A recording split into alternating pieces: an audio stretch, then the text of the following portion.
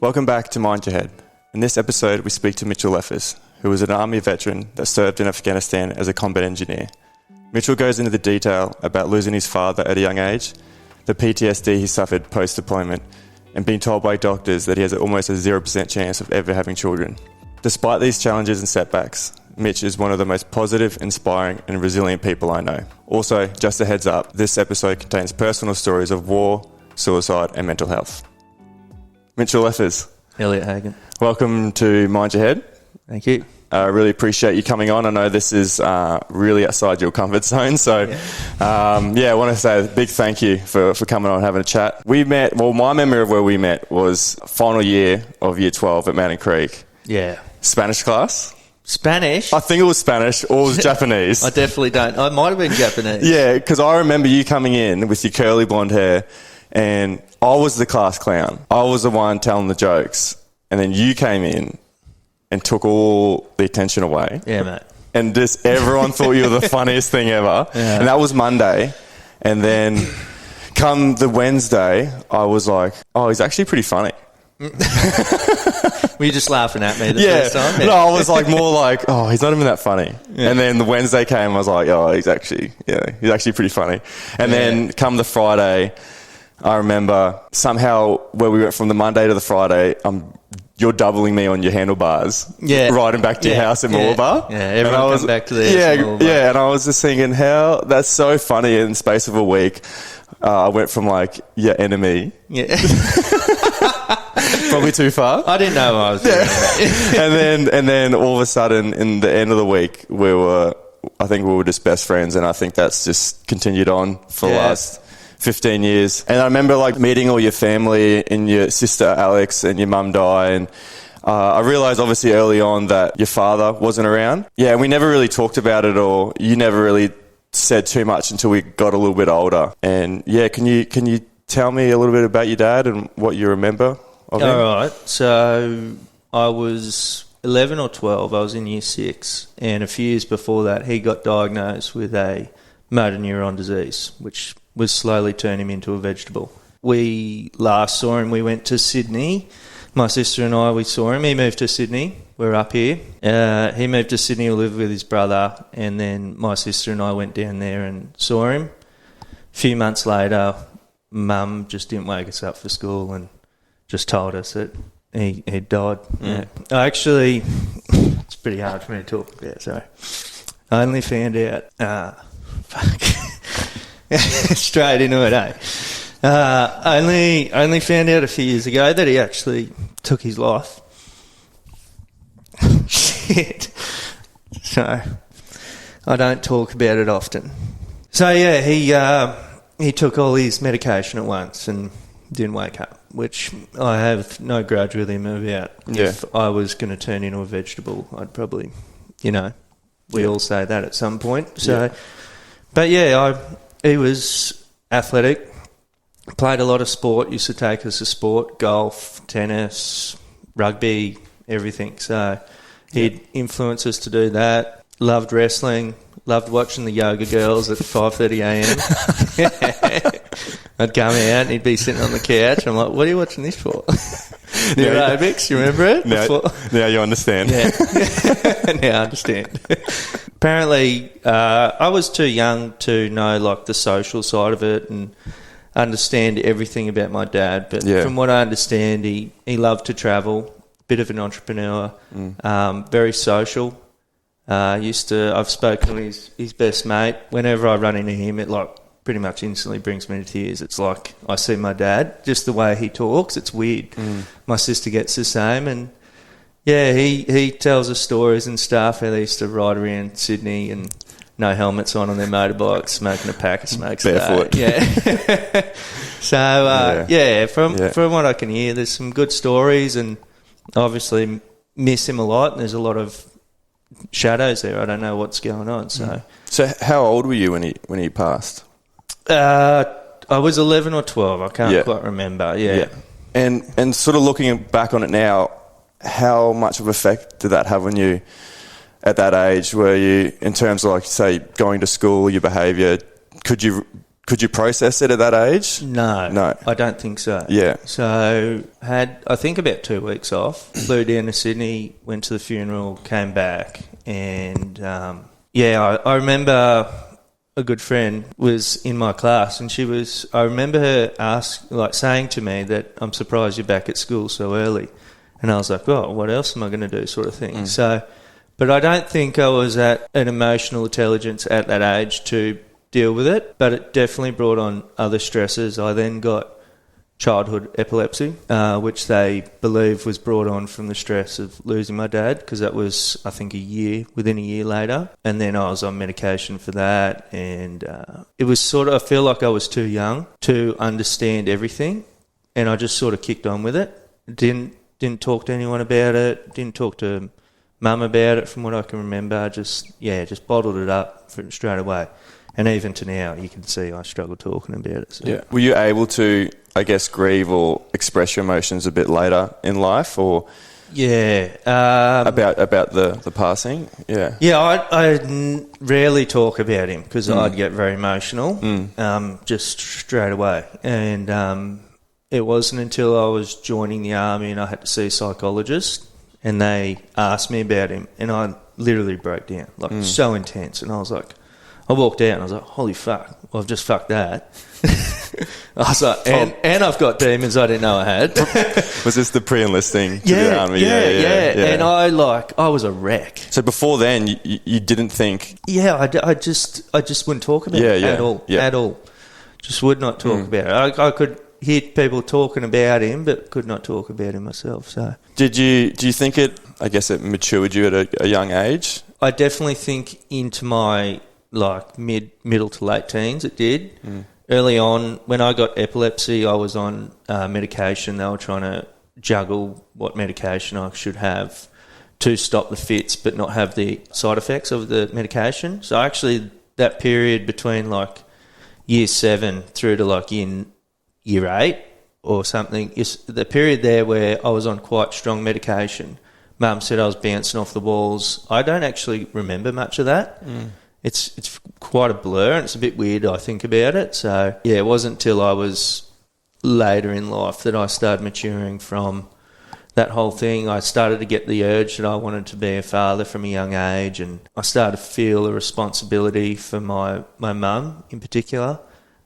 She's been through a few medical surgeries with her hips and stuff, so a little bit with my sister, but she's very independent. Yeah. Because that was one of my questions, was did you feel like you needed to step up to be the father role of the family, or? I think, later on. Yeah, when I was young, I was a baby, so. But later on. Later on, and I still like to help mum now, and so not as much as you would normally expect a father to be, but I did, in a way, you sort of take on a little bit of responsibility naturally, I think, just being the only male in the house, but. Yeah. Did it change your outlook on life at all? Yeah, I think, as I touched on before, I think it has shaped the way that I look at being a father myself, and I think it has encouraged me to want to become a father and be a good father, because he was a great father, and I know what it's like to not have that, and that's all I want to put my attention into. Yeah. I want to be that, so, yeah. And how do you think it affected your mum and your sister? Is it something you guys talked about? No, not really. Even you asking me, I wouldn't be able to answer for my sister. I think for my mum, she would have felt a lot of responsibility now, being a single mum, doing it all herself. Yeah. Got a mortgage. I think at one point there she worked 2 jobs for many years, and paying for school, taking us to sport, taking even friends to sport, and she was doing it all, and she did a good job. So, and I think you mentioned before, you didn't receive any counselling? No. I actually I forgot to mention, after I came off that strong medication, I then slipped into pretty severe anxiety at school, and I was scared shitless of breaking a bone or doing something. I was scared. I would not go to school. I'd get to the bus stop, I'd walk back home, and then Mum would have to convince me that nothing would go wrong at school. And it got to the point where she actually went and took me to a psychologist in Budrum private. And this was probably, I don't know, early 2000s. And yeah, he diagnosed me with anxiety, I think. And I had some sit-downs with teachers. I was so scared of teachers. I think that whole losing my dad and then getting epilepsy, then getting anxiety, it was a bit of a nightmare. Yeah. Where do you think the fear came from? Like fearing to get hurt? Were you trying to... I don't know. I can't work it out, but I think it might have all been linked in. It did eventually go. By the time I was at Mountain Creek and I met you, it was gone. So I don't know. I can't tell you. Yeah. So I just had to get through it. And the epilepsy, that's still with you today? No. I had to get that cleared. So it was childhood epilepsy. Yep. So I had to come off medication. So you just go cold turkey, I think, in year 9. So it was like 3 years, I think. And they just cold turked me off the medication and then no seizures. Yeah. So then they were like, okay, it's gone. And then obviously with joining the army, I had to go through some pretty intense brain scans and testing and sleep deprivation to make sure I wouldn't have a seizure.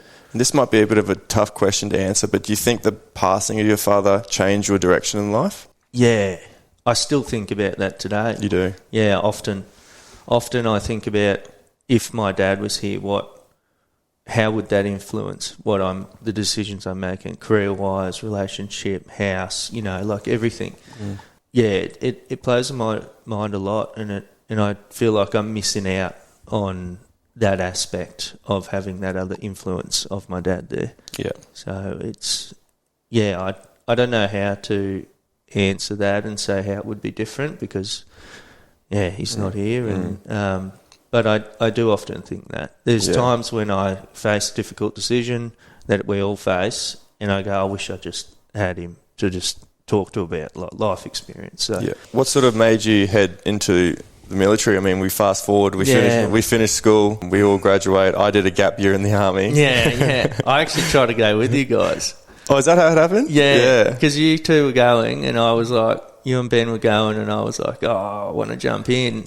But then they made me jump through every bloody hoop with the epilepsy. So it took me like nearly 12 months to get all the clearance. So what was the desire there to... I didn't know what I wanted to do. Yeah, I was in the same boat. Yeah. Sunshine Coast was a bit different then. Work was not as easy to get. I think getting a trade was considered quite hard unless you knew someone. And I just wanted to set myself up and I didn't know what to do. So I just saw I could make a bit of money there, could make a career, could go away a bit and, shape myself into a man. Like I felt like I'd grown up with my mum and my sister in a female house.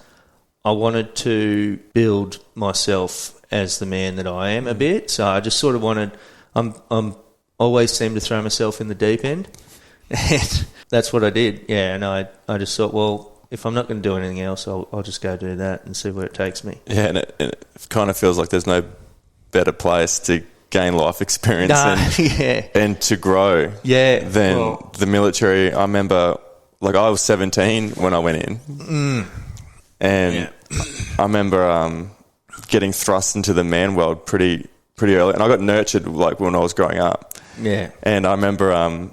Because you're underage, you needed your parents' permission if you wanted to leave. So as I got on the bus, that's right. Dad was like, "Oh, if you call me wanting out, I want to tell you to go fuck yourself."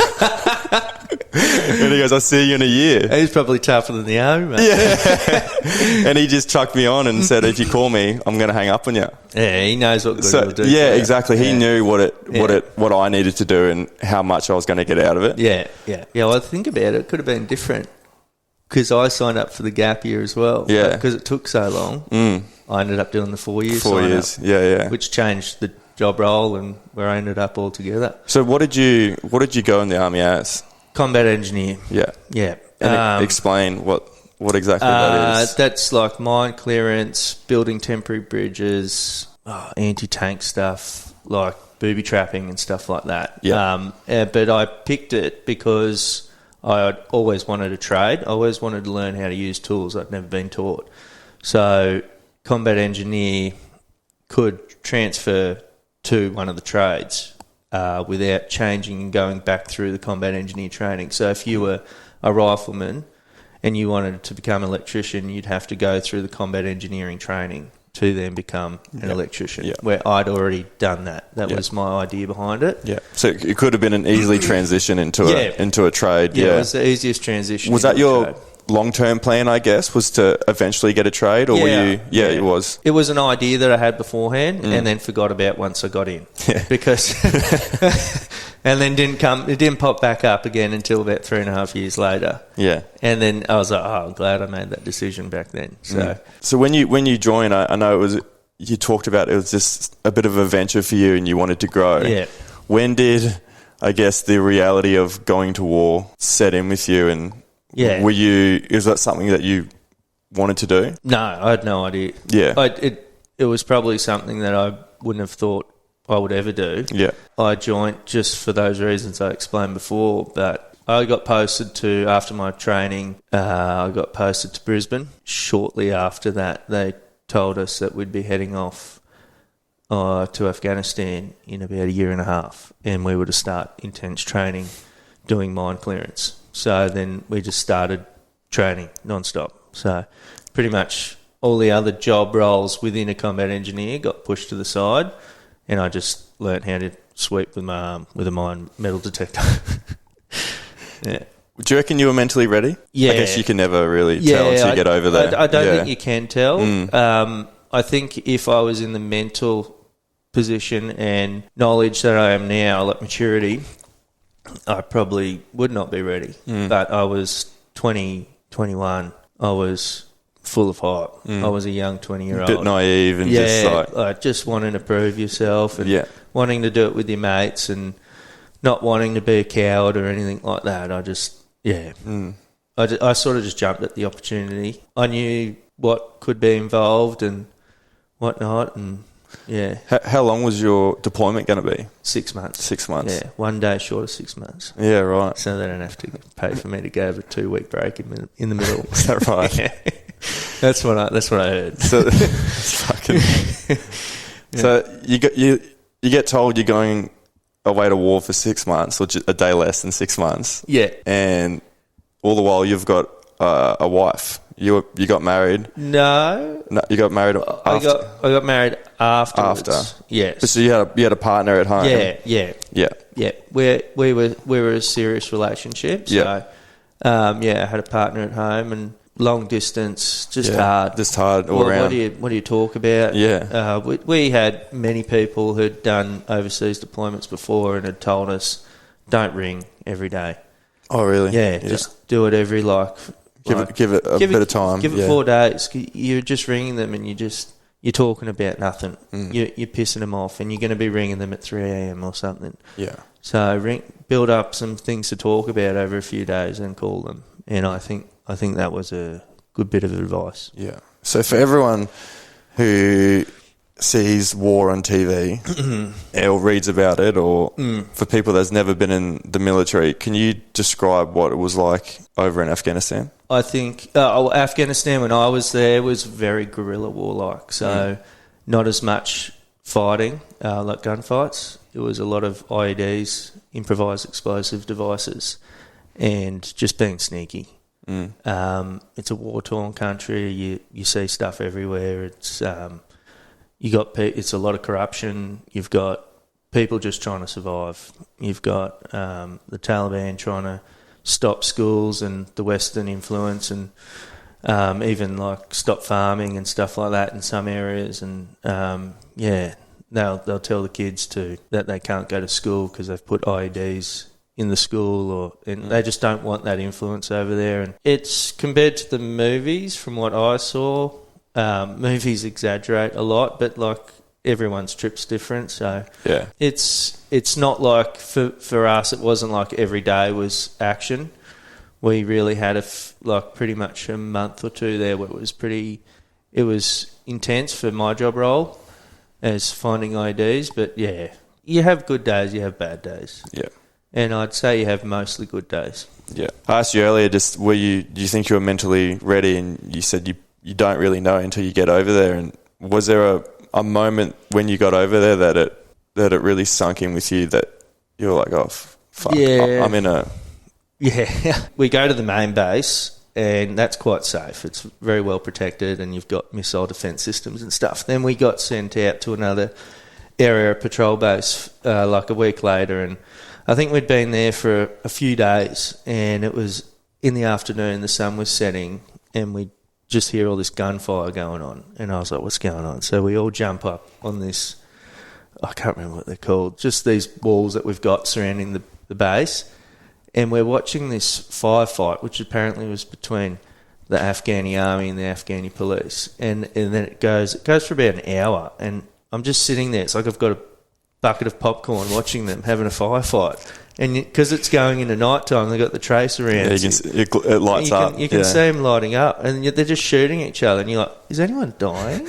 But like we're probably a couple of 100 metres away, but I was just like, this is surreal. Like I'm just watching a gunfight right in front of me. And probably when I first got out to search, I was, my arsehole was puckering.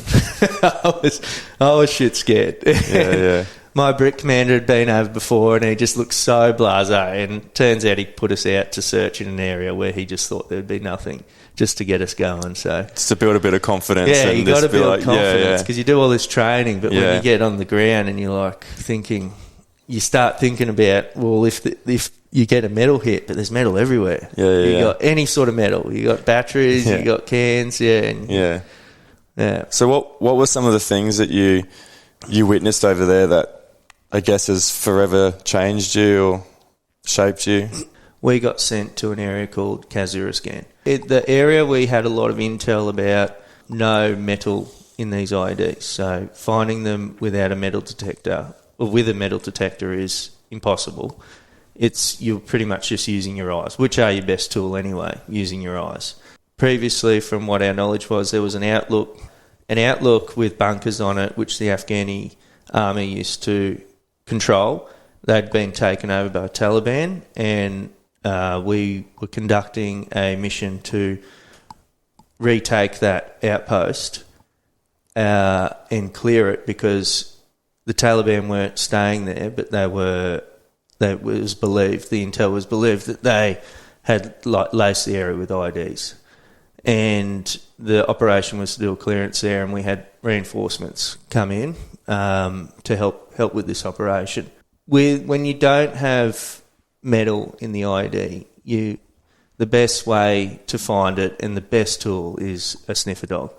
They sniff the explosives, which is something that we really wanted to have with us in assistance, but due to us being quite far away and there was not a large supply of the sniffer dogs and their trainers, we were not able to get one, and the mission pretty much had to go ahead. And we were supposed to head out on a patrol to this outlook, and another group of soldiers were supposed to satellite along on the other side of, picture like a green valley, hills on the side, the outlook's over there. One patrol goes up that side, the other patrol goes up that side to the outlook. We were allocated to the side one, so if there was some sort of contact or they needed like firefight, they needed support, we'd be able to react and join in, sort of thing. And pretty much within an hour of the patrol, the guys heading up to the hill found their first IED. When you find an IED, it's a pretty long process to get rid of it by blowing it up. So they did a really good job, those engineers, and they cleared the first IED, and then we were just chilling out, and we had a lot of people. It was market day. We had a lot of people walking into town and driving into town and whatnot. And locals. Locals. Locals. So I'm talking hundreds. And they were everywhere. So I felt quite safe, because if there's people there, the locals know where the Taliban have put stuff. And where they're over there doing their search, they found an IED, they've got no one there. And we've got hundreds of people. It's like... So did you get a bit of a gut feeling? Oh, yeah, you know that... And we had the intel that area had been... Yeah, and the locals know, and that's why they don't go over there, because they don't want to get blown up. So then, we're pretty much just following along the whole day in line with them. It's called satelliting. And then they found another IED, and then that took longer. And then we were about to head back in because our job was done, and they were going to stay at the outpost for a few days and work on clearing the top of it. And we were like, okay, we'll start heading back. And we're in the big armoured vehicle, the Bushmaster, and I had the headset on at the back, and I was starting to doze off. Kind of like this. Yeah, it's kind of like this. Yeah. And I was like, they're really comfy.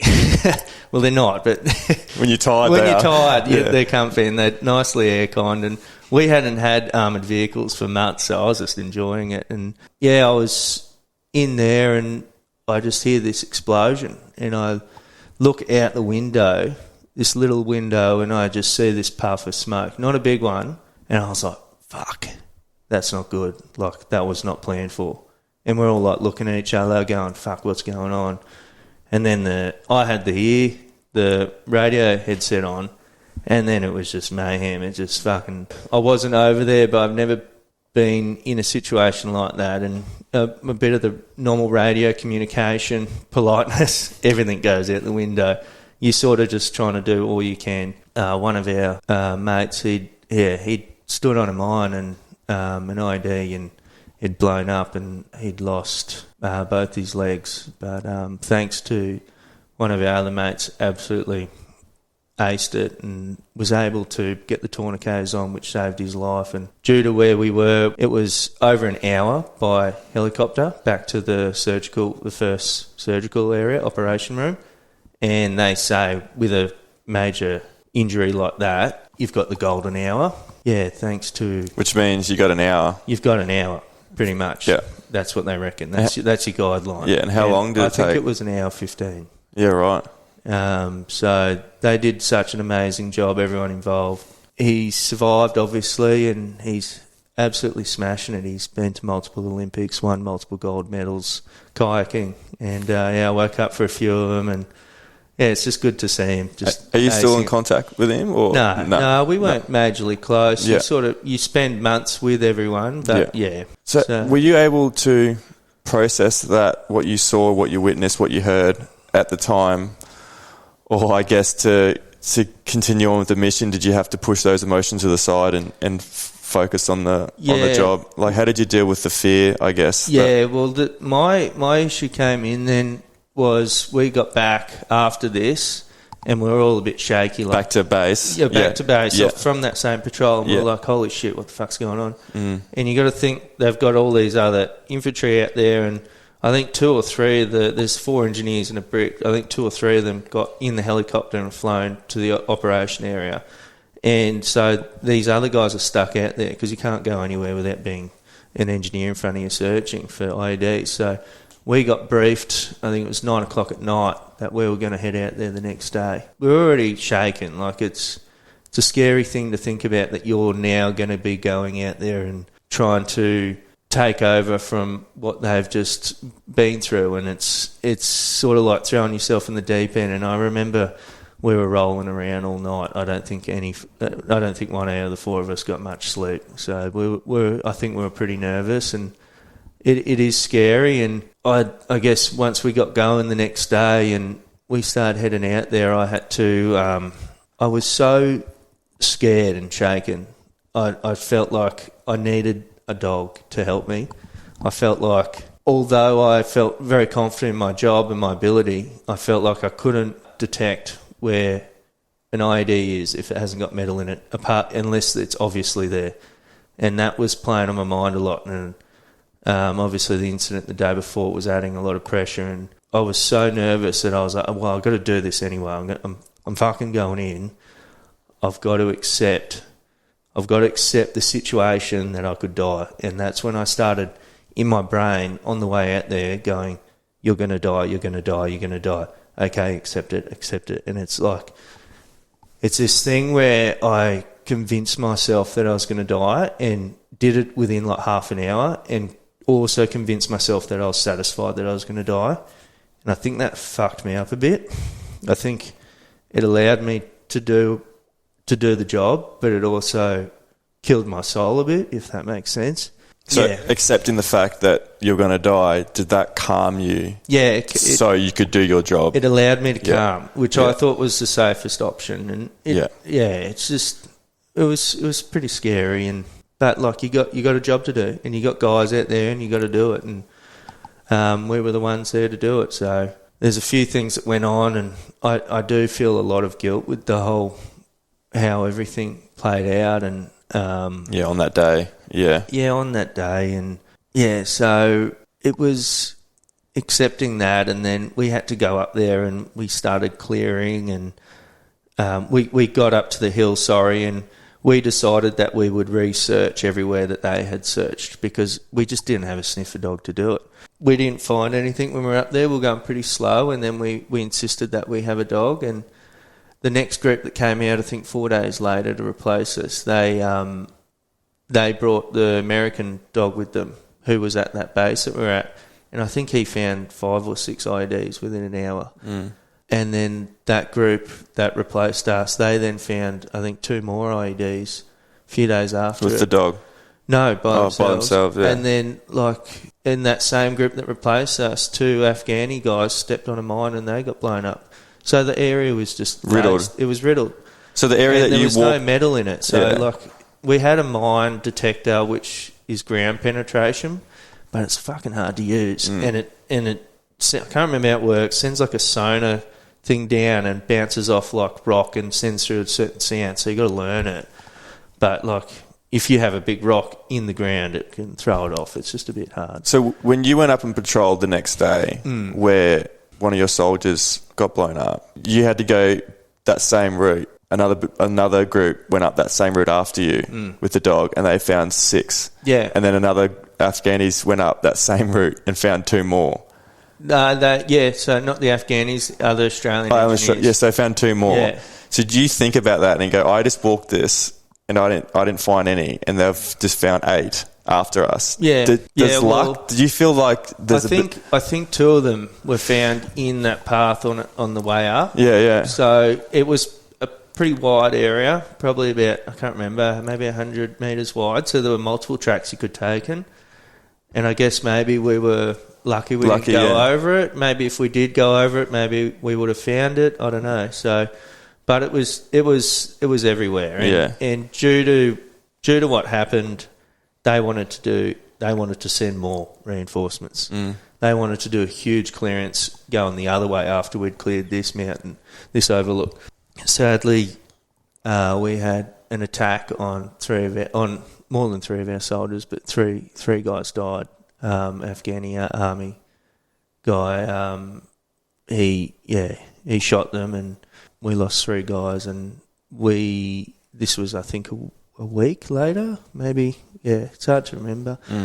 And so we got asked if we wanted to go to the ramp ceremony at the main base, and I think we said yes, we'd like to pay our respects. So they threw us in a Black Hawk chopper, and we went back to the main base, and we did the ramp ceremony and paid our respects, and then we were supposed to get it back on a Black Hawk and fly back out there and get on with it. And they said, we're not flying you. And we're like, what's going on? And what they wanted to do was take heaps of people from the main base, more people, and reinforce where we were and do another clearance operation.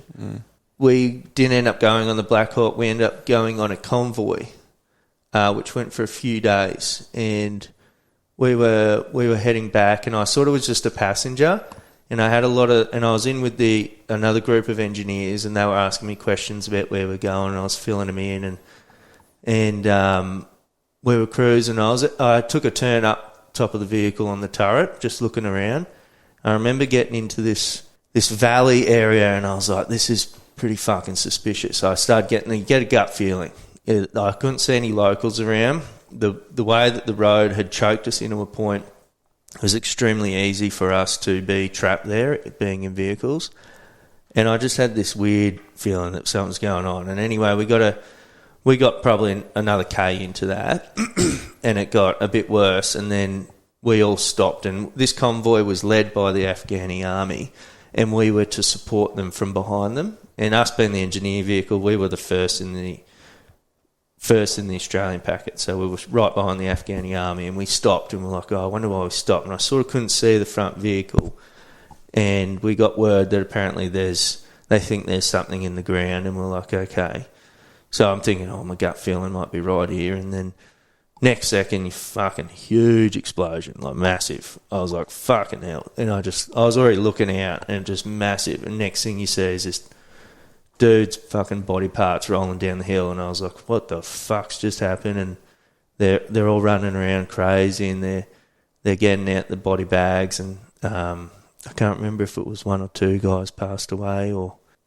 Anyway, they were all pretty rattled, the Afghani army guys, because they just lost someone. So we pushed on, and then they found another one. We because it was taking so long, we decided to. Some people decided to get out of the vehicle and sit around and like go out of border security and stuff, and so just so they're not sitting in the vehicle all day, and we have a bit better security in case there's an ambush. And I was sitting in the back, and the crew commander, he goes, "Oh, Leff, what's this?" And I was like, "What do you got?" And he's like, "I reckon there's something right in front of the vehicle." I was like, "What?"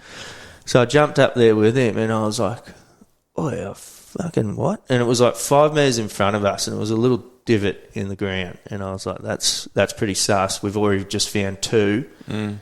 And you got to think they found these two at the front of the convoy. We're like in the top third of the convoy. So we've got a few vehicles in front of us. And there was an Afghani dude walking past, and he had a mine detector and like a little digging shovel. And I was like, hey, have a dig, mate. And he's like, hey, and like just, the usual, not much English. The broken English. Yeah, and I'm like giving him the visual to have a dig. And I was like, be careful though. And like he dug it up a bit, and you could see the yellow. And that's the wipe-up containers that they used.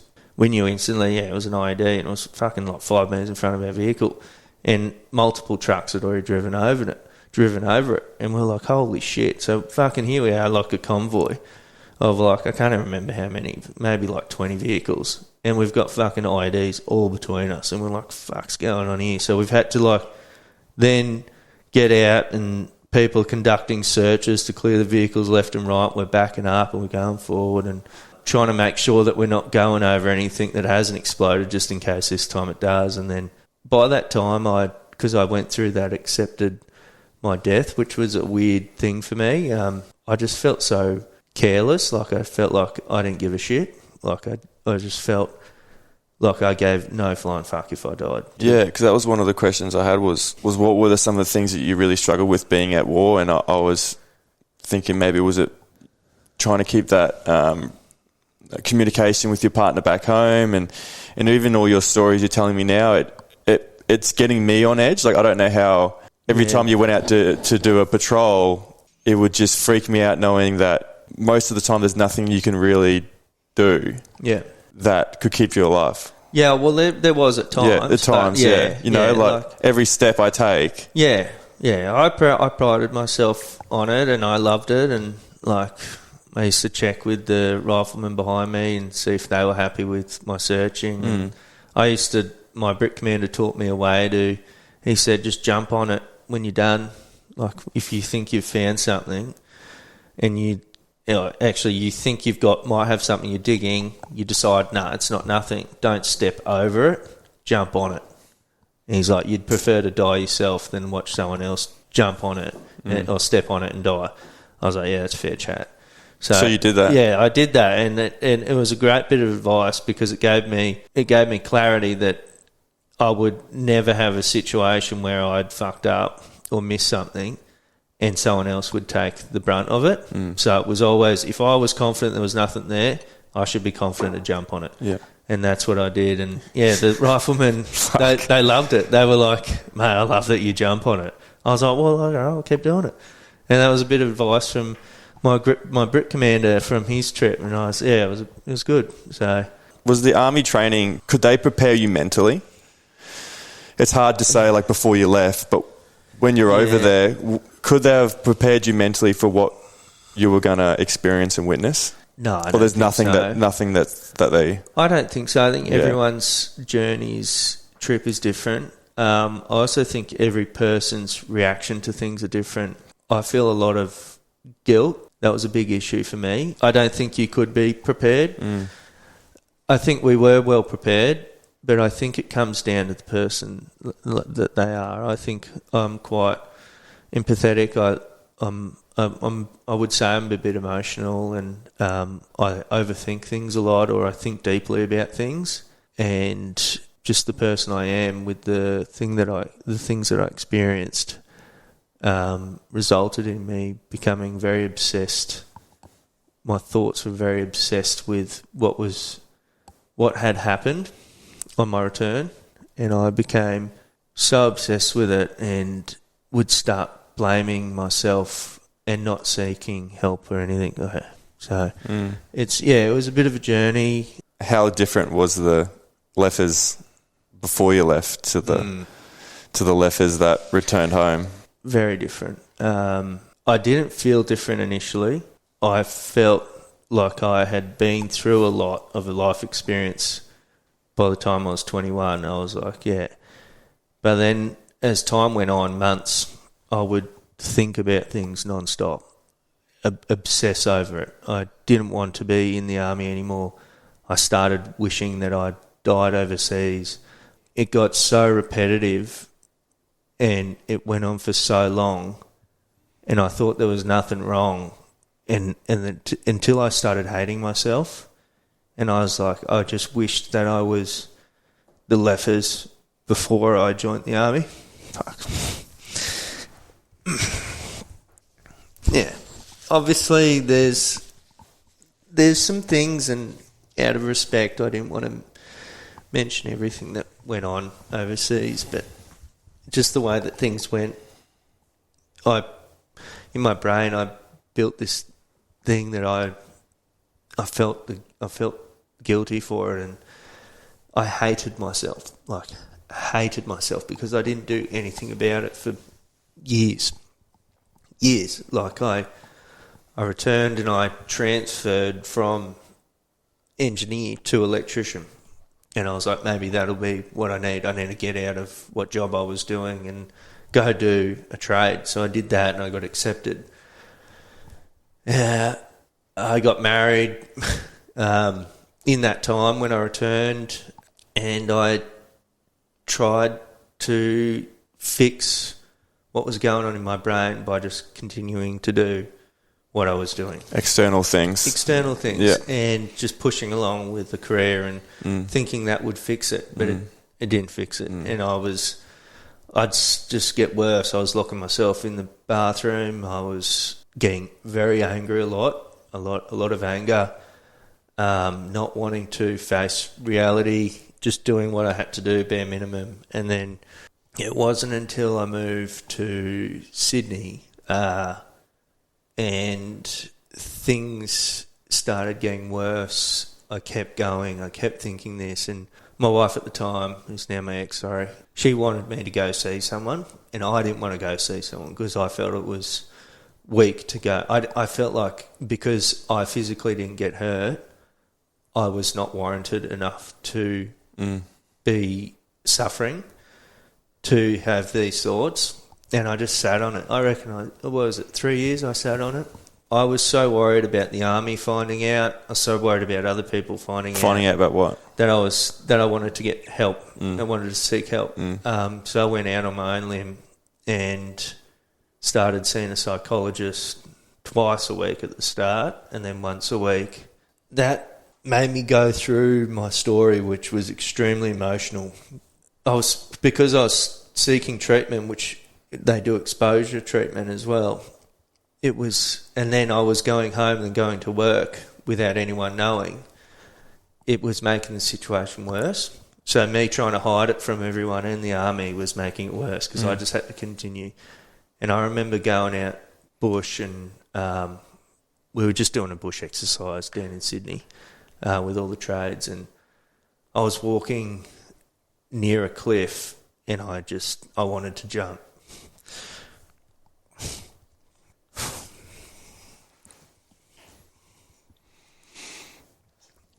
Yeah, I wanted to jump.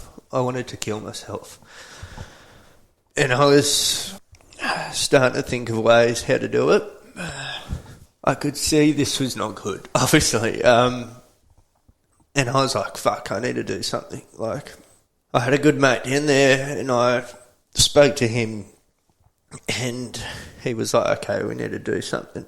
and pretty much they told a few people, they pulled me out of the bush exercise, and they basically, then they knew I had to tell them everything. And I was in such a bad way. The marriage just fell apart as well. So I was in Sydney with my 2 dogs, and my ex had moved out temporarily, and this had all just happened. And pretty much because of my suicidal wanting to commit suicide, they wanted to put me in a home or whatever, and I was like, fuck, can't do that. They allowed me leave to go back home, Sunshine Coast, and I pretty much just dropped everything, took my dogs, and went to the Sunshine Coast, because if I was living with someone, I didn't have to go in to be watched. Yeah. Yeah, so I did that, which was good that they had that option. I pretty much just left everything. I left the furniture, left the job, I was just gone. I had 1 year left in my trade, and it didn't matter to me. It was like life and death decision, and I had to make a change. I feel like as humans, we never make changes until we get fucking rock bottom. Pushed to that. We get pushed to the edge. Breaking point, and then we make the change, and I feel like that's what happened. And for me, I'd tried psychologists, I'd been psychiatrist. I just had these, because I left it for so long, I was so deep in these thoughts. I was like, I need to get out of here. And I was like, I think I need to leave. I need to leave the army. And yeah, I made that decision when I was on the Sunshine Coast, and that's when I linked back up with all you guys. I feel like I'd broken away. I'd lost who I was, the pillars who made me who you guys knew. I felt like I didn't want to show myself, or I just wanted to be my old self, and I didn't feel like that at all. So, yeah. And then moved back, and I still had some really dark days when I moved back, and was still thinking about how I could take my own life. And I made a promise to my dogs. I was like, if they're here, I won't do anything, because yeah. Dogs are fucking good, aren't they? Yeah. Well, one kept their promise. Yeah. Do you think? Obviously, it's what you experienced and the person that you are and how it affected you. Do you think about the fact that you were forced to accept the reality of death to do your job over there, and were you able to switch that off as soon as you came home? No. Did that contribute to? No, when I came back, I was like, "What's this that everyone always talks about? You come back from overseas and you got to civilise yourself again or something." And for years, I would look at people, because part of my job was to be very observant. I had to observe everything: the ground, the environment around me, the attention to detail. The attention to detail. It took me years to stop looking at people like that, especially when I was in a shopping centre, and it would cause me to hate going in big public places. It was a weird experience, which I've gotten much better with. I still get a bit overwhelmed sometimes when it's a big, large groups and stuff. Yeah. Like shopping centres are fucking worse. But I don't assess things anymore. I was assessing it. It took years. I feel like I trained for it for years. It then took years to untrain. Yeah, which I think is part of it. Something that you haven't touched on, but I think it's important, is that you and your ex were also going through IVF. You're trying to have kids. Yeah. So and that's a battle on its own, isn't it? Yeah. That's a slippery slope. Which I pretty much came back. We got married and we were trying for kids, and nothing was happening. So I did a sperm test, and it came back saying I wouldn't be able to have kids naturally. I still had little kickers in there, but yeah, we'd have to do IVF. So I did IVF and did it for years. A lot of money, a lot of stress, and I think when they're very optimistic when you start IVF, they always, it's like they fill you with hope, and I now relate it to gambling. Like in a way, that's how it makes you feel. That's I feel like it's the same mechanisms that make you come back. You invest all your time, all your money, all your energy, especially for the female, has a lot of things they have to go through during the IVF process, where the male just fucking does his load in a cup and job done. But the female goes through an awful lot, the drugs as well, and it's very draining. And all you want is this kid. And everything you've saved for, you put into that, get the results, negative. Okay, my whole fucking life's about making this happen. It has been. Let's go again. And you go again. And you're sort of just hoping for that big jackpot. That's why I think it can be a huge mental drain if you're not ready for it, because of the possibility of it being long-term, like years to try and conceive. And it can be a massive pull on relationships and people. It's really hard, and I don't think it's spoken about a lot. And I do believe it has that same feeling of gambling. And after years of that and not having any success, absolutely none, I'd accepted. By the time my ex and I had broken up and divorced, I'd accepted that I wouldn't have kids. It was hard for me to accept. And then plus also before that, I had to go through the journey of finding out that I didn't have the basic ability of an animal as a male to produce kids without assistance. That was a big thing to get over when I was only, 22, 23. That developed a lot of insecurities, in yourself. Yeah. Yeah, I joined the army to make myself a man and to make something of myself, set myself up and keep going, and I just fucking... It's such a stressful thing to go through just by itself, but having the weight of, I guess, PTSD as you came back and dealing through all that, it's just unimaginable what the mental space that you would have been in. Yeah, it wasn't good. It wasn't a good few years. Yeah. I think I can look back on it and go, no fucking wonder I lost it. And I guess being young, I didn't know how to deal with it. I didn't know what to do. And I didn't know what I needed until I hit rock bottom. And then I made big changes. Yeah. I'm thankful that I'm out of it.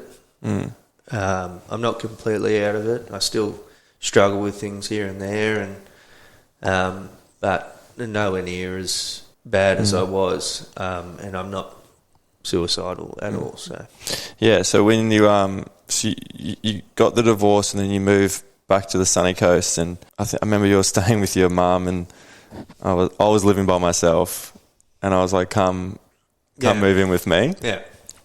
And I had just broken my leg playing footy. Yeah. So I was in a moon boot for 3 months, then pretty much couldn't play any rugby for a year almost. Yeah, it was pretty much a year. And I said I was in a pretty shit mental space too, and I was like, why don't you just come move in with me, and we can just be in a shit mental health space together. Yeah. And I don't think I've ever told you this, but that year, I think it was almost 2 years. It was almost 2 years that we lived with each other, and it was. I look back on it now, and it was hands down one of the funnest and funniest years of my life. Yeah, and it's weird to look at because we were both struggling in our own ways, and we were both sort of like leaning on each other a bit, and we didn't talk too much, but I think just the presence of being around each other and just having the ability to take the piss out of each other and laugh. Yeah. I look back on it now, and I felt like it went so quickly, and it was one of the funnest times. And I know that it really helped me get in a better headspace. Yeah. Oh, it was massive. Yeah. I feel the same. Yeah. Takes two to tango, baby. Yeah. It was playing Kelly Slater pro surfing. Yeah. All hours. Nothing else. Nothing else. No, yeah, that was so good. And I was the heaviest I'd ever been. I was drinking. So when I moved back, I was drinking 6 to 10 beers a night. You would say I was an alcoholic, and I was just trying to numb the feeling. And I went from like 77 kilos up to like 87. And you got me going to the gym as well, and it just changed my outlook. It's what I needed. Yeah. That's what I was talking about before. I lost those pillars. You helped me bring it back, and just that environment, and then working on myself, as simple as just going to the gym 5 days a week. You know, and starting to feel better about yourself, and starting to see a change, and just completely disconnecting from what I'd done for 8 years. So did you turn to the bottle? I was drinking a lot. A lot, yeah. Yeah, I was drinking too much, and I love a beer, but that was unhealthy drinking. Yeah, I just wasn't doing anything. I just was suicidal, and it's just a repeat thing every day, and I guess I felt like I was like, I'm never gonna love again. I've fucked up in the head, like. I remember we having those conversations. Yeah, I can't have kids. Like I don't even have the drive to live. Like I got no hope. Part of my recovery had to change what I wanted out of life, and it was hard. I still don't think I had it. I'm very fortunate now as we're talking, but I wasn't completely able to change what I'd always desired. I'd always wanted to be a dad, and I wanted to be a dad at a young age, and that might have been because my father passed away when I was young, and I don't know. I just saw worth in it. Is there still lifelong effects from your time in the army? Yeah, not as bad, but I'm very scared of slipping into a bad headspace, and I really try and do everything I can to not allow that to happen. Even leading up to this podcast has made me re-go through a lot of emotions and retell the story, which I haven't done in years. And that was hard for me. And I often feel like I've lost a lot of resilience. Like my walls are very low. Like I feel like I can't take much before I start slipping into a headspace, which I believe could be a slippery slope. And It's strange you say that, because I think you're one of the most resilient people that I've ever met from all the things that you've gone through. And for you to say that you don't think you're very resilient. I don't think anymore. Yeah. Yeah, I appreciate that. But I do think I used to be resilient, and that was a double-edged sword. I think because I thought I could do everything is why I didn't seek help for so long or try and make a change or ignored it, because I thought I could just get through it. I'm just very careful now, I think. I like to juggle my work and not overwork myself, and try and spend time with my family, and it seems like you're very with my friends. Yeah, you're very cautious of your mental health space and what you need to do to stay in it. Yeah. Do you regret your time in the army? Are you someone that regrets? I did. You did? I fucking hated it. Yeah. I wish I never joined. Still? No. I believe everything I've done, everything I've been through shapes me to who I've been, to who I am now, and I think I learn more about myself every time I come across a hard situation, and I don't know, I'm just maturing. I've just learnt a lot. I've been through a lot mentally, and I know how to process things now, and even when I help my partner with things and whatnot, and I just sort of notice that, maybe I have learnt quite a bit, and there is a positive sign once you get through the bad. The positive is that you can help other people, and you can even help yourself, and you understand. It's nice. Someone's in a hole. You jump in there with them because you know how to get out. Do you feel like when you moved back to the Sunshine Coast, and did you feel like you were lost in what direction you wanted to go in life, or did you feel like a fresh start and you could do anything that you wanted to do? No, it's career-wise. Yeah, career-wise, life-wise, did you see the doors, or did you... Life, were you in a headspace that you're thinking, what am I going to do? Well, initially I was still fucking bad, but then I started to see the light in my life change, and I could see that I made the right decision. I felt like the decision to drop everything that I'd worked for and to come out, and it was the right decision to move back to the coast and reconnect with those pillars that is what I felt like I lost. And how old were you when you came back? 27, 28. Yeah. So, and I just started doing again what I did prior to joining the army, and hanging out with all my friends and whatnot. And because I noticed a huge change in you when you met a girl called Whit. Yeah. That was good timing. That was as I said, I never really dropped the fact that I believed I couldn't have kids, and I believed I couldn't love again. And then I met Whit, and that was a game changer. It was, wasn't it? Yeah, it was. So I felt like at the time I wasn't doing much. I was treading water. You asked me just before about if I saw the light with life or career. Career I didn't. And over time it started to affect me. And Whit came into my life, and it was the exact thing I needed, and she's the absolute best, and it completed me. And then we've had an absolute unreal few years now. Yeah, it's funny because I never thought that I would meet someone as unique and weird in a good way as you. And then I met Whit. Yeah. And normally you're saying little weird jokes, and some of us are like, yeah, good one, Leff. But when you two are together, you said something weird, and then she'll come back and say something weirder than you. Yeah. And I'm looking at Whit going, fuck. What's going on here? I love that. And did you have those insecurities, I guess, from your past relationship, the fear of not being able to have kids, and I guess not being the man that you sort of wanted to be? Yeah. And not wanting to love again. Yeah. How did that affect your new relationship with Whit? She broke down those walls pretty quick, eh? I think I brought it up with a second date. That's how much, I guess you could say, insecurities. I didn't want to bait someone in that I liked if that was a journey that they weren't wanting to go on. I didn't want to go on the IVF journey again because I knew the toll that it took. So I think second date, I just... Yeah.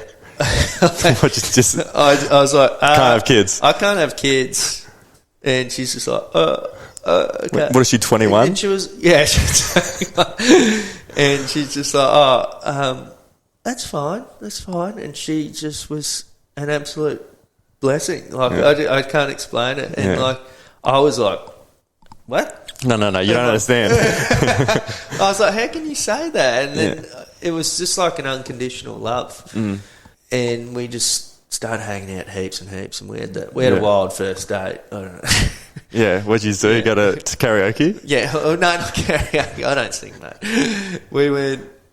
I picked her up, and I saw her car at the front. It said Whit 98 on the number plates, and I was like, I got out of the car. I was like, are they your number plates? Didn't even say hello. And she's like, huh? I'm like, are they your number plates? She's like, yeah. I'm like, are you born in 98? She's like, oh, maybe. When are you born? I was like, nah. 88? Nah. I was like, fuck. I was like, what's going on here? I was like, I'm born in 1990. And she's like, because we met through friends of friends who are your age? Yeah, our age. Yeah, our age. Or maybe even like 1 or 2 years younger. Yeah. And she's like, I thought you were 27, 26. I was like, I thought you were 27, 26. And she's like, how old are you? I'm like, 30 this year? And then she's like, I'm 21 this year. I'm like, holy fuck. Yeah. And where'd you guys go? Very mature for her age. We went to Sneaky Baron, had a few drinks, and then we ended up having a few too many. We decided to leave the cars there. We went over to Soul Bar, and then I ended up eating a pizza off some dude's table that he left there, and we just thought I was fucked up. And we had more drinks, and we danced, and then I was like, oh, let's not finish it there. It was a Sunday, so we jumped in a cab and went to O'Malley's and Moolbar, and then, ended up having like a big night, going till like 1 o'clock in the morning, and then, the rest is history. Yeah. It seems like from the very beginning you were able to be very vulnerable with her. Yeah, and so was she. So I think that was an important part of building our relationship. And I'd learnt a lot from my previous relationship, my marriage. Yeah, there was some key things which I took into the new relationships, which I think are still key. And I believe that you want to try and keep your individual self, because that's the person they fell in love with, that's the person you fall in love with. So I want to encourage you to keep doing those things that you do before I met you, because that's what makes you you. Yeah. And that's something I lost, not due to my ex or anything, but I lost that. And I've spoken about that. I completely lost that throughout the years. I lost who I was, and that was very important to me. And yeah. And then you fast forward a couple of years. Yeah. And then you had that unexpected surprise of finding out that Whitney's pregnant. Yeah. What was your initial reaction to that? Initial reaction? Yeah. We're in Yarraman, so Whit's a teacher, and she came in at like 6 o'clock, and I was sleeping in. She woke me up, and she's like, look at this, and showed me the pregnancy test. And I was like, what's that? And she's like, look at it. I'm like, I am looking. And she's like, it's positive or whatever. Like, I'm pregnant. And I was like, it's fucking broken, and rolled over and went back to sleep. I was full denial. I can't have kids. That's how my mindset was. And then I'm laying in bed going, huh? What just happened? And I'm like, I'll just go back to bed. And then I can hear Whit rings, like one of her best mates. And I was like, hey, she's full quid on this. So I was like, what? So I woke up and started getting like my heart going, and the whole experience, like the whole day, and then the months following was so surreal. Like, could you believe it? Like, no, could not believe it until I was very worried. Like, they talk about the 12 weeks, your safe part, and you've got all these scans and stuff. So I was reserving, a part of me just in case it was too good to be true. Yeah, you weren't that hopeful. There's a part of you that were going. I was like, someone's going to be up. Something goes wrong here. But just telling family and friends, and it was unreal. Up until that moment, you spoke about your insecurities of not being able to have kids. Up until that moment, and when you found out Whit was pregnant, did those all insecurities leave you? That, hang on a second, I'm able to have children? Yeah, I actually had I did another test a few years ago, and it came back and it was actually pretty good.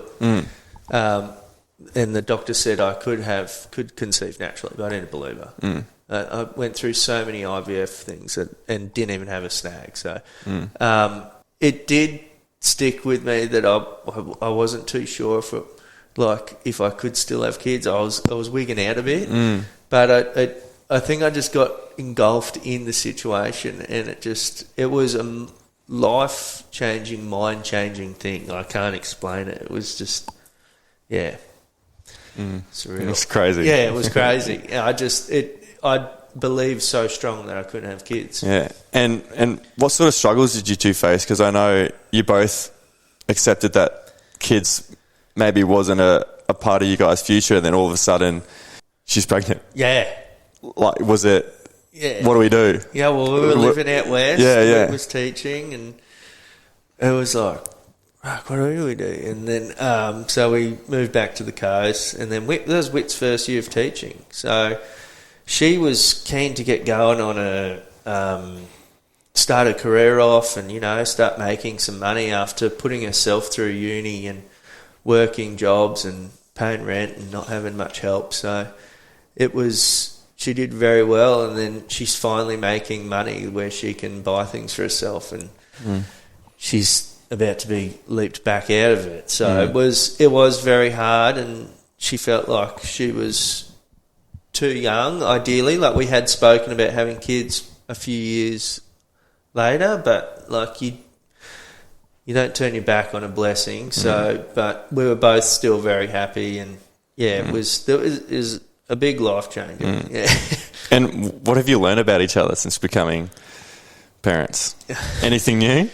Or just reinforce what you already know about each other? A lot of reinforcing. Yeah. You get put in a lot more stressful situations, but I respect her and love her a whole lot more. Like, watching her be a mum, and she's such a good mum, and it's, yeah. Is there a secret to you guys' relationship? Don't go to sleep with a resentment. It's no good. Talk things through, I reckon. Patience, and comes back to that, keeping your individualism. Like, yeah. If Whit sticking to your pillars. Sticking to your pillars. If Whit wants to do something, it's harder now with a kid, but I've got to enable her to be able to do that. Yeah. And she shouldn't ask me. Yeah. If she wants to do something, she does it. Yeah. You got to keep those pillars there. You at your wedding, when you were 21, you did a really beautiful speech to your mum. Oh, shit. Yeah. And in that speech, you just thanked her for always being present in your life, and always being there for not only the big moments, but for all the little moments that she was there with you, and being a single parent with you and Alex. And you just thanked her so much for always being there for her. And what you put it down to was having that unconditional love that you have for your children. We didn't have kids. I still don't have kids, but you didn't have kids then, so you can appreciate it, and you can be really grateful for it. But unless you have kids yourself, I don't think you quite understand that unconditional love. Yeah. Now that you are a father to a little baby girl called Benny, do you now understand that unconditional love that you were speaking to your mum about? Yeah. Yeah. And I think, my mum is such a brilliant mum. She did so well raising us kids and giving us the best opportunities that she could, and she's influenced me. And that's pushed onto me, I believe, and I've learnt so much from her, and it's shaped me to who I am. And I can definitely understand it. Like, I feel like my life revolves around the family now. Like, I want to. I can't wait for sporting events. And it's, from my point of view, it's really beautiful to see, because I know for so long you've wanted to be a dad, and since I've known you, I knew you would be a great dad, and it was really hard to see you go through that period in your life when you moved back in with me, and I was really worried about you and your future, and I was just hoping that the ending would be like something like this. Yeah. And every time I come over and I see you and Whit and little Benny there, I'm just like, it really makes me happy to see you and your little family. And I'm just really proud of you. Yeah, thanks, mate. That's right. During as long as I've known you, you've never ever played the victim role. You've never wanted sympathy. You never wanted special treatment. Why is that? I don't know. Maybe the way I was brought up, but I think I was quite resilient when I was younger, and I probably still am in a way. And I believe that people can help you, and people and relationships are great assets. But at the end of the day, the person that has to make that meaningful change is you, not anyone else. People can help you in their tools, and it's no one else's fault about how your life plays out. And no one else is more invested in your life than yourself. So you've got to make those changes. And I think that's I've been through that, and I've had to make those decisions. Yeah. So, what are you passionate about? Passionate. And we spoke about this the other day, and I'll let you answer it. But we're talking about what Leffers is passionate about, and so often I think we correlate passion and job. Yeah. That you've got to do a job that you're passionate about, and if you aren't, you know, your life's not there. You don't have a passion. You don't have a passion. Yeah. And for years I've thought like that. Yeah. For years and a lot of people think that, I've got to find a job, and it's great if you've got a job that you're passionate about. Awesome. Yeah. And then you gave an answer. Yeah. And what are you passionate about? I'm passionate about friends. Yeah. It's real corny saying it, but I genuinely think I am. I have learnt the value of good relationships and friends, and how important they are in your life, and how much they play a role in who you are, and even watching your friends achieve things. And then you helping them, and it's very rewarding, and it takes time and effort like any other relationship, and you put the time and effort in, and it returns it to you, and it makes your life. It adds value to your life. Yeah. A lot of value, I think. And I think I learned when I didn't not be friends with you guys, but I moved away, and it was hard to keep contact, and rekindling that like nothing ever happened was evidence to me that how important friends are. They enhance every situation that you can be in. So yeah. Career wise, home life, not so much. No. Do career wise as in relating back to your father and this is where I often look back at my father. So I often feel lost on what I want to do, and Whit's helped me so much. And I've since leaving the army, I've done like programming course, did 2 years of uni, which I think I mainly just did to prove myself that I could do uni. And then I've worked like 3 different jobs. Now I'm doing woodworking, which is really good. But I still always just never, like, I feel like, I don't know. Yeah, if I did know, then I wouldn't be answering this question. I think a great learning thing from you is that you're still searching. Yeah. I think that's great. That you might find it tomorrow, you might find it in 10 years. My dad's 67. Yeah. And I had a chat to him about identity and who you are, and Dad's like, I'm 67, I'm still finding things out. Yeah. So I think it's a never-ending thing. Yeah, yeah. A nice goal to keep sort of reaching for. Yeah. Your deepest fear? Slipping into a bad headspace. Yeah. Yeah. I mentioned it before. And I think that's my biggest fear.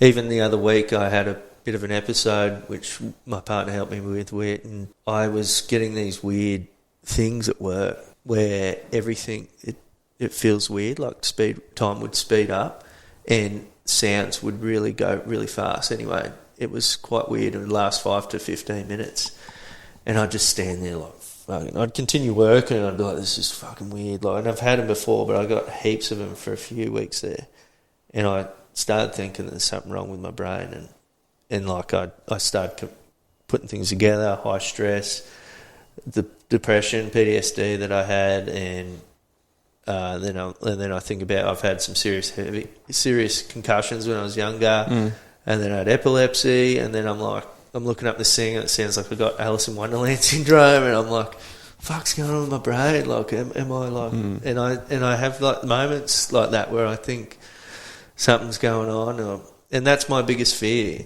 Not necessarily having something wrong with me, but slipping into a mental state where I get in a snowball, which I can't get myself out of.